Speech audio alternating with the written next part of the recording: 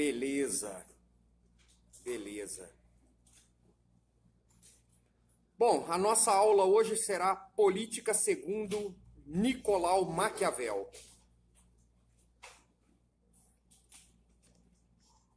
Maquiavel foi um típico pensador florentino.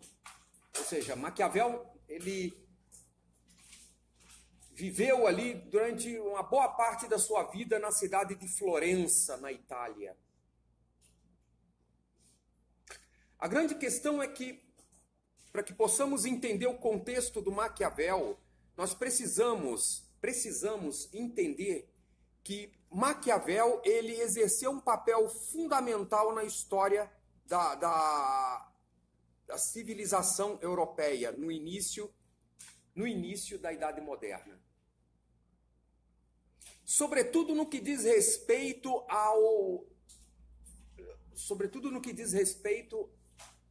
ao contexto na qual ele estava vivendo naquele momento histórico. Maquiavel viveu num contexto de profundas transformações sob todos os aspectos. Transformações notáveis estavam acontecendo no contexto de Maquiavel. Transformações notáveis. Em 1453 houve a queda do Império Romano do Oriente.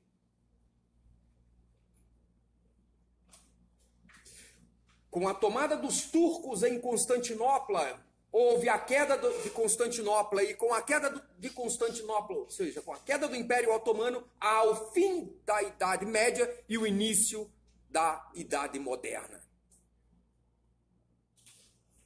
Esse foi, ao meu ver, o fator determinante no que diz respeito ao processo de transição entre uma idade e outra. Ou seja, Idade Moderna e Idade Média e Idade Moderna.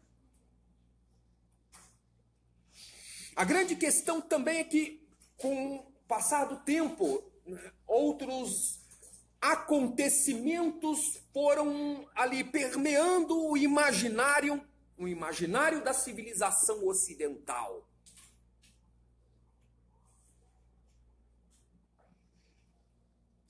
Logo em seguida, após a queda do Império Romano do Oriente, há o surgimento da imprensa com Gutenberg. Com o surgimento da imprensa, a Europa ela se ressignifica, ela dá uma nova guinada sob todos os aspectos.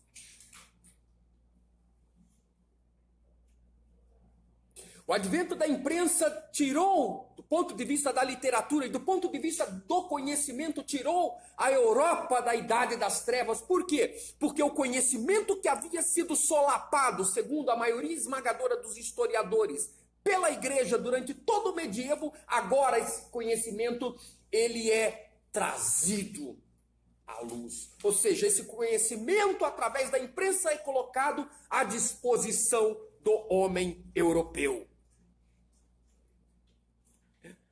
A questão é que, quando nós falamos em advento da imprensa, nós estamos falando em impactos profundos e significativos.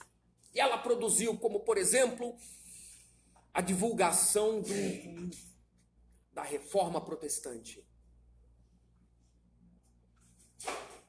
Em 1517, há a Reforma Protestante. E é justamente a Reforma Protestante, ela serviu como um grande divisor de águas em toda a Europa. Por que isso? Porque a Reforma Protestante lá, embora ter tido a sua origem na Alemanha, em 31 de outubro de 1517, quando Lutero fixa 95 teses nas portas da igreja de Wittenberg, quando ele faz isso, a burguesia se apodera justamente desse feito encabeçado por Lutero. Por que a burguesia se aproveita desse feito de Martinho Lutero? Porque ela queria se constituir como classe social, porque até então a burguesia não era.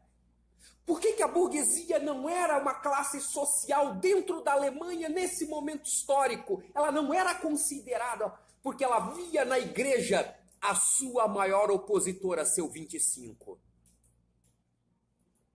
A burguesia se aproveita daquele momento histórico em que a igreja está com seus alicerces abalados para se constituir como classe social. E assim aconteceu. Se constituiu como classe social. A igreja estava completamente fragilizada. Mais de 404 novas modalidades religiosas de pensamento em pouco mais de um ano já havia assolado toda a Europa.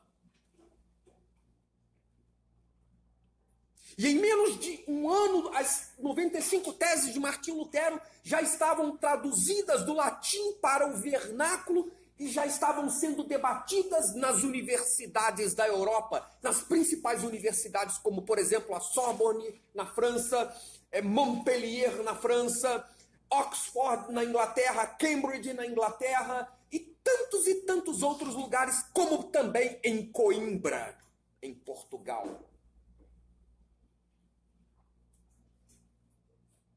Percebe que dentro desse mesmo contexto de reforma luterana há também a reforma anglicana, lá com Henrique VIII.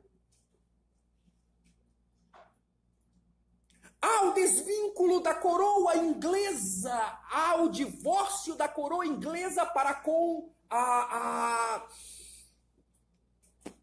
o papado. Nesse momento histórico, a igreja, o rei Henrique VIII, ele é excomungado pelo Papa vigente, na época que governava a igreja na época, justamente porque o Papa não queria lhe conceder carta de divórcio. É claro que outros motivos, outros fatores levaram o papado a excomungar o rei Henrique VIII, mas esse foi o estopim. Foi simplesmente, Mariana, a gota d'água. Outros fatores que aconteceram, que antecederam o processo de excomunhão e o desvínculo da igreja, da coroa inglesa para com a igreja católica, isso foi apenas a gota d'água. Outros fatores levaram isso. A grande questão é que, com relação ao Henrique VIII, quando ele separa a igreja,